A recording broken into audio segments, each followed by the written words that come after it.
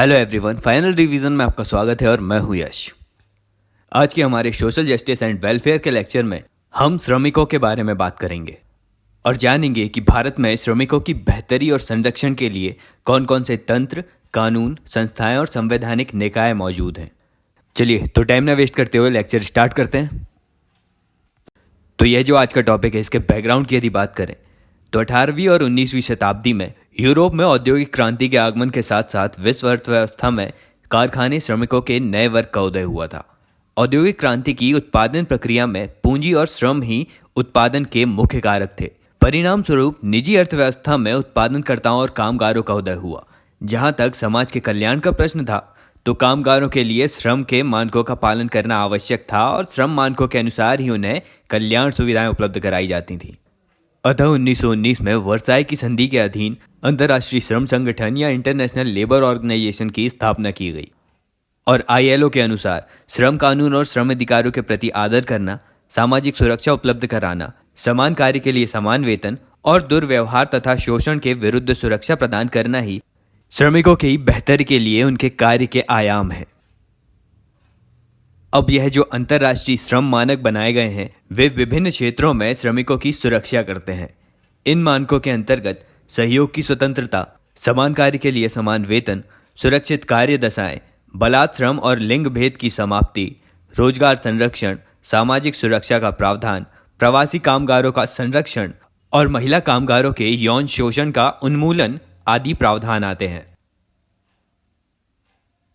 अब भारत के संदर्भ में श्रमिकों की बात करें तो भारत में श्रम बल जनसंख्या लगभग 450 मिलियन है, जिसमें लगभग 430 मिलियन कामगार असंगठित क्षेत्र में विषम परिस्थितियों में कार्य कर रहे हैं। भारत के सकल घरेलू उत्पाद का लगभग 65% असंगठित क्षेत्र के कामगारों से प्राप्त होता है। आज भी कृषि भारतीय अर्थव्यवस्था की रीढ़ है और असंगठित क्षेत्र का 48.5% महिला कामगारों का है।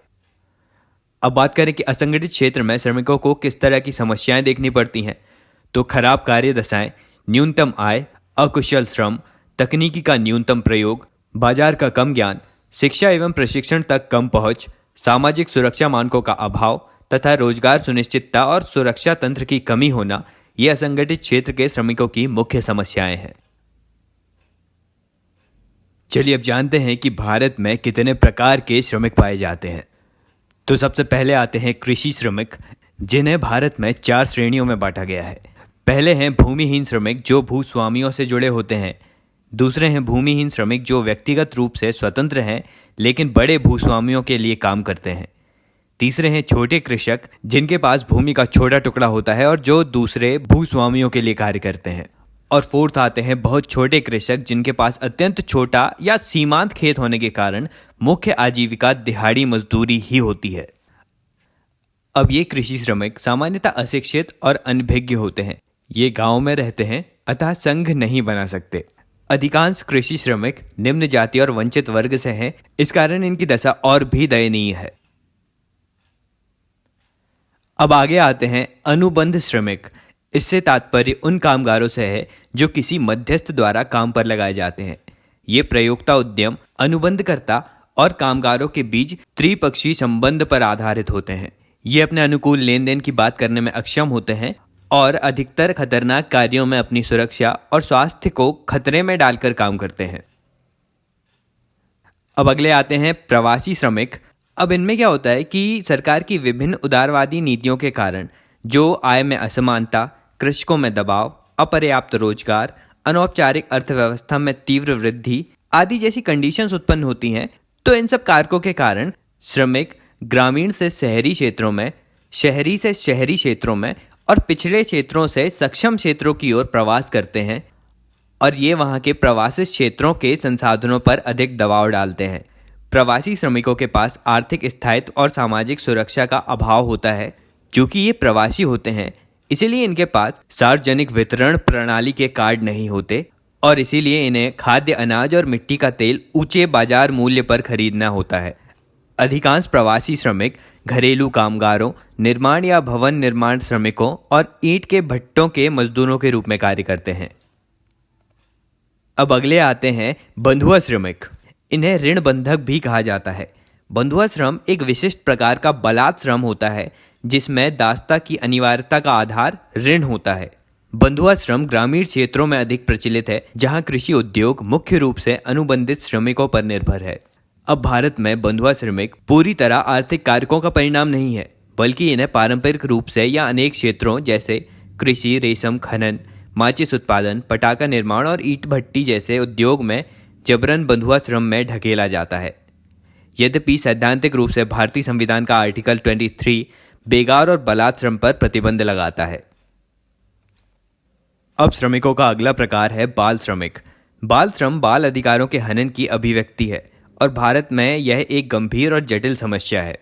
जनगणना 2011 के अनुसार भारत में 5 से 14 वर्ष आयु समूह के 4.35 मिलियन बच्चे मजदूरी में संलग्न हैं। तो ऐसे ही कुछ 5 प्रकार के श्रमिक भारत में पाए जाते हैं और उनकी समस्याएं भी साथ ही साथ हमने देखी। अब आगे जानते हैं कि भारत में श्रमिक अधिकारों की सुरक्षा के लिए कौन कौन से संवैधानिक प्रावधान किए गए हैं। तो संविधान में श्रम संवर्ती सूची का विषय है। इसके संघ सूची और संवर्ती सूची के अलग अलग क्षेत्रों में विभाजन के अनुसार पूरी सूची आपको आपके स्क्रीन पर दिख रही है। यह लिस्ट मैं अपने टेलीग्राम चैनल पर भी प्रोवाइड कर दूंगा। अब श्रमिकों के अधिकार के संरक्षण के लिए संविधान में अनेक प्रावधान किए गए हैं। जैसे संविधान का भाग 3 मौलिक अधिकार के अधीन आर्टिकल 14, 21, 23 और 24 को श्रमिकों के संदर्भ में भी व्यक्त करता है। साथ ही संविधान का भाग 4 राज्य के नीति निर्देशक तत्वों के अधीन अनुच्छेद 38, 39 का क्लॉज ए, आर्टिकल 41, 42 और 43 तथा 43 का क्लॉज ए के साथ साथ 47 भी श्रमिकों के संदर्भ में बात करता है। अब आगे 20 सूत्री कार्यक्रम 1975 में आता है और यह 20 सूत्री कार्यक्रम कृषि श्रमिक और असंगठित क्षेत्र के श्रमिकों को सामाजिक सुरक्षा प्रदान करना, न्यूनतम मजदूरी कानूनों को लागू करना, बाल श्रम प्रतिषेध और महिला श्रमिकों का कल्याण करना इत्यादि कार्यों को सुनिश्चित करता है। आगे श्रमिकों के लिए सिंडिकेट बैंक बनाम उमेश नायक 1994 वाद में न्यायमूर्ति सावंत ने मत दिया था कि श्रमिकों के द्वारा जो भी हड़ताल की जाती है तो इस हड़ताल को उनके द्वारा उपयोग की गई उनकी आर्थिक शक्ति के रूप में देखा जाता है। इसी के तहत श्रमिकों को हड़ताल का अधिकार दिया गया। साथ ही विवाद के समाधान के लिए निवारक तंत्र की स्थापना की बात भी की गई। चलिए अब देखते हैं कि श्रमिकों के कल्याण के लिए भारत में कौन कौन से कानून और विधायन मौजूद हैं। तो इसमें पहला आता है न्यूनतम मजदूरी अधिनियम 1948। इस अधिनियम के तहत केंद्र और राज्य दोनों सरकारें अपने अपने न्यायाधिकार क्षेत्र में कामगारों के लिए न्यूनतम वेतन का निर्धारण, पुनरावलोकन और उसे लागू कर सकेंगी। और यह अधिनियम पुरुष और महिला दोनों कामगारों के लिए समान रूप से लागू होता है। यह अधिनियम उन कामगारों के लिए लाया गया था जो अशिक्षित और मोल भाव करने की क्षमता के अभाव में शोषित रह जाते हैं। अब अगला अधिनियम है बोनस अदायगी अधिनियम 1965। यह अधिनियम 20 या इससे अधिक मजदूरों वाले कारखानों और अन्य संस्थाओं द्वारा श्रमिकों को बोनस देने का प्रावधान करता है। अधिनियम की धारा 10 के अधीन प्रत्येक उद्योग और संस्था के लिए 8.33% न्यूनतम बोनस देय होगा। अब आगे चलकर इस अधिनियम में संशोधन किया गया 2015 में और संशोधन के अनुसार बोनस की दर श्रमिक के वेतन तथा संस्थान के लाभ के आधार पर तय की जाएगी और बोनस अदायगी कम से कम 10,000 मासिक राशि प्राप्तकर्ता को उपलब्ध होगी। अधिनियम के तहत कोशिश की जाएगी कि यह दर 21,000 तक बढ़ा दी जाए। अगला अधिनियम है अनुबंध श्रमिक विनियमन एवं समाप्ति केंद्रीय नियम 1971, contract labour regulation and abolition central rules 1971।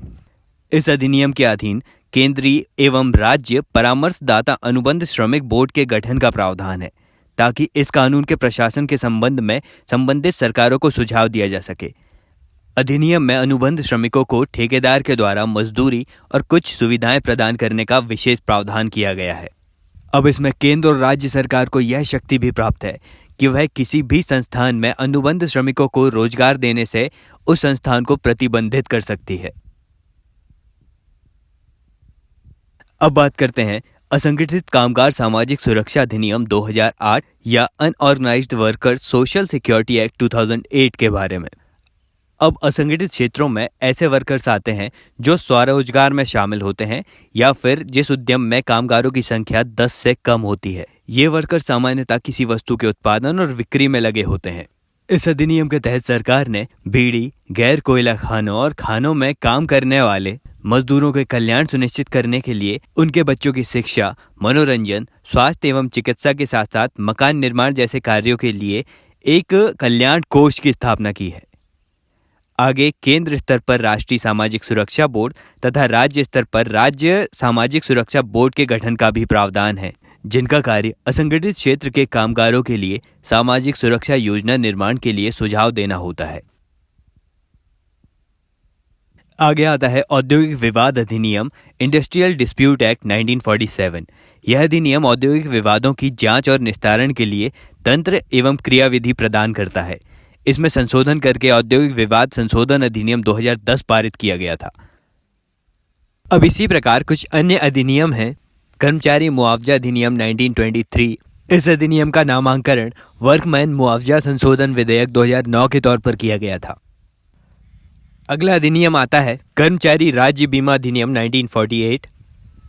फिर है पथ विक्रेता जीविका का संरक्षण और पथ विक्रय का विनियमन अधिनियम 2014, या फिर the street vendor protection of livelihood and regulation of street vending act 2014। इस अधिनियम में प्रत्येक पथ विक्रेता का शहरी विक्रय समिति में पंजीकरण कराने का प्रावधान है। विधेयक में पथ विक्रेता की न्यूनतम आयु 14 वर्ष निर्धारित की गई है।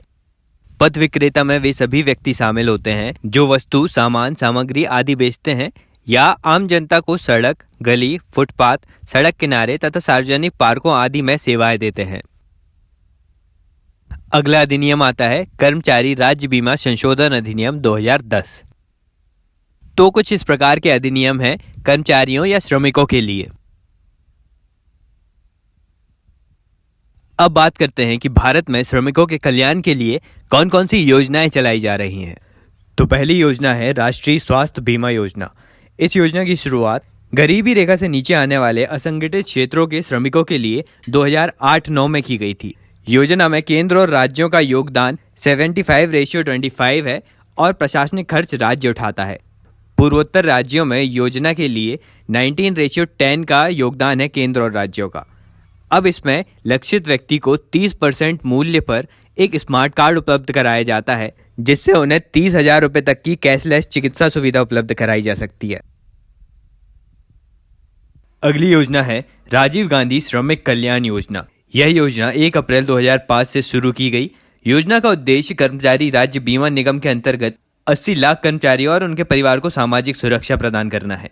इसके तहत ऐसे कर्मचारी जिन्होंने न्यूनतम 5 वर्ष कर्मचारी राज्य बीमा निगम में योगदान दिया है, तो उनकी औद्योगिक इकाई के बंद होने अथवा कार्य के दौरान स्थायी अपंगता की स्थिति में अपने वेतन के 50% के बराबर बेरोजगारी भत्ता दिया जाएगा। अगला है पंडित दीनदयाल उपाध्याय श्रमेव जयते कार्यक्रम, जिसका आरंभ 16 अक्टूबर 2014 को किया गया था। श्रम मंत्रालय के अंतर्गत इस कार्यक्रम में 5 योजनाएं शुरू की गईं, जिसका उद्देश्य औद्योगिक विकास और आसान व्यवसाय के माहौल बनाने के साथ साथ श्रमिकों को प्रशिक्षण देने के लिए सरकारी सहायता को बढ़ाना भी था। अब इसके अंतर्गत 5 योजनाएं कुछ इस प्रकार हैं। पहला है श्रम सुविधा पोर्टल। इसके अंतर्गत सरकार लगभग 6 लाख फर्मों को श्रम पहचान संख्या अथवा लेबर आइडेंटिफिकेशन नंबर देगी और उन्हें 44 श्रम कानूनों में से 16 के अनुपालन के बारे में ऑनलाइन पत्र भरने की इजाज़त होगी। और इस प्रक्रिया को सरल बनाने के लिए एक अकेले ऑनलाइन फॉर्म की व्यवस्था की गई है। LIN वेब पोर्टल नियोक्ताओं के लिए एक विशिष्ट लेबर आइडेंटिफिकेशन नंबर के माध्यम से काम करेगा और नियोक्ताओं द्वारा वार्षिक रिटर्न की ई-फाइलिंग की सुविधा देगा। इसकी दूसरी योजना है सार्वभौमिक खाता संख्या योजना, यूनिवर्सल अकाउंट नंबर। इस स्कीम के अंतर्गत भविष्य निधि में योगदान देने वाले सभी लोगों के लिए ऑनलाइन जानकारी उपलब्ध कराई जाती है। अगली योजना है आकस्मिक निरीक्षण योजना। यह योजना श्रम निरीक्षण में पारदर्शिता लाने के लिए है। निरीक्षणों की एक कंप्यूटरीकृत सूची आकस्मिक तरीके से तैयार की जाएगी, जो पहले से निर्धारित वस्तुनिष्ठ मानदंडों पर आधारित होगी। निरीक्षण के 72 घंटे के भीतर रिपोर्ट को अपलोड कर दिया जाएगा। इसकी अगली योजना है प्रशिक्षु प्रोत्साहन योजना। इसके अंतर्गत प्रशिक्षण के पहले 2 वर्षों के दौरान प्रशिक्षुओं को भुगतान किए गए मानदेय का 50% लौटाकर निर्माण इकाइयों और अन्य प्रतिष्ठानों की मदद की जाएगी। अब पंडित दीनदयाल उपाध्याय श्रमेव जयते कार्यक्रम के अंतर्गत 5वीं योजना है राष्ट्रीय स्वास्थ्य बीमा योजना, जिसमें वर्तमान योजना में सुधार करके असंगठित क्षेत्र के मजदूरों को स्मार्ट कार्ड के साथ 2 और सामाजिक सुरक्षा योजनाएं प्रदान की जाएंगी। चलिए अब बात करते हैं कि भारत में बाल श्रम और बालक श्रमिकों के लिए मुख्य कानून और विधायन कौन कौन से हैं। तो कुछ इस तरह के अधिनियम में बाल श्रम के विरुद्ध प्रावधान किए गए हैं, जिसमें आता है फैक्ट्री एक्ट 1947 की धारा 67 के अनुसार बच्चों को फैक्ट्री में तभी नियोजित किया जाएगा जब वे किसी प्रमाणित चिकित्सक के माध्यम से प्रमाण पत्र प्रस्तुत करेंगे कि उस फैक्ट्री में काम करने से बच्चे के स्वास्थ्य पर कोई प्रतिकूल प्रभाव नहीं पड़ेगा। इसके अलावा माइंस अधिनियम 1952 की धारा 40 में उल्लिखित है कि कोई भी बच्चा जिसकी उम्र 18 वर्ष से कम है खदानों में नियोजित नहीं किया जाएगा। आगे मर्चेंट शिपिंग अधिनियम 1958 की धारा 109 के अनुसार 15 वर्ष से कम उम्र के बच्चों को बंदरगाहों पर या समुद्री यात्राओं के किसी भी काम पर नियोजित नहीं किया जा सकता। फिर मोटर ट्रांसपोर्ट एक्ट 1967 की धारा 21 के अनुसार कोई भी आवश्यक मोटर ट्रांसपोर्ट संबंधी कार्य के लिए बच्चों को नियोजित नहीं किया जा सकता। अब वर्ष 1979 में बाल श्रम की समस्या के अध्ययन के लिए गुरुपाद स्वामी समिति का गठन किया गया और समिति ने सुझाव प्रस्तुत किया कि खतरनाक क्षेत्रों में बाल मजदूरी पर प्रतिबंध लगाया जाए और अन्य क्षेत्रों में कार्य के स्तर एवं कार्य क्षेत्रों में सुविधाओं का विस्तार किया जाए। गुरुपाद स्वामी समिति की सिफारिशों के आधार पर बाल श्रम निषेध व विनिमय अधिनियम 1986 लागू किया गया।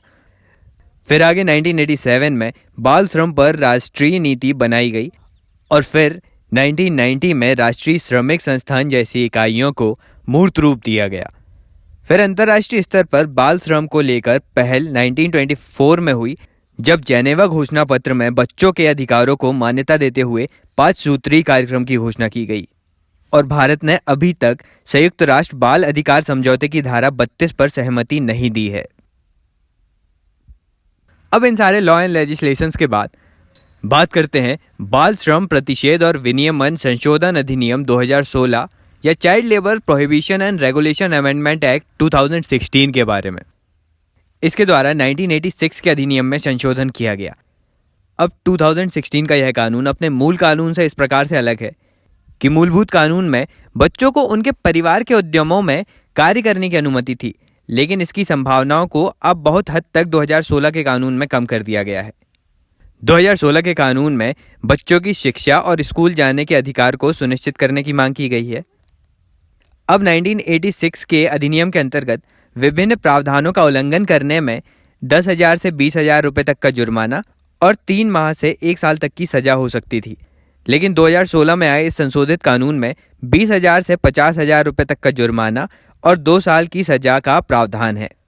पहली बार अपराध होने पर 6 माह से 2 साल की सजा होने का प्रावधान है तथा दूसरी बार अपराध होने के मामले में 1 साल से 3 साल तक की सजा है। अब इस अधिनियम के जरिए 14 से 18 आयु वर्ग के बच्चे, जिन्हें किशोर कहा जाता है, इन्हें नए तरीके से परिभाषित किया गया और इनके लिए भी कठिन कार्यों में श्रम का निषेध किया गया है। और इसी अधिनियम के तहत बच्चों के लिए पुनर्वास कोष का भी प्रावधान है, जिसे बाल किशोर कोष कहा गया है। और यह अधिनियम इंटरनेशनल लेबर ऑर्गेनाइजेशन की 2 संधियों का अनुमोदन भी करता है। तो ये था child labour prohibition and regulation amendment act 2016। लेकिन अब यह जो 2016 का अधिनियम है ना, इसमें कुछ कमियां थी, तो उन कमियों को दूर करने के लिए श्रम और रोजगार मंत्रालय द्वारा जून 2017 में बाल श्रम निषेध और नियमन नियम 2017 को अधिसूचित किया गया।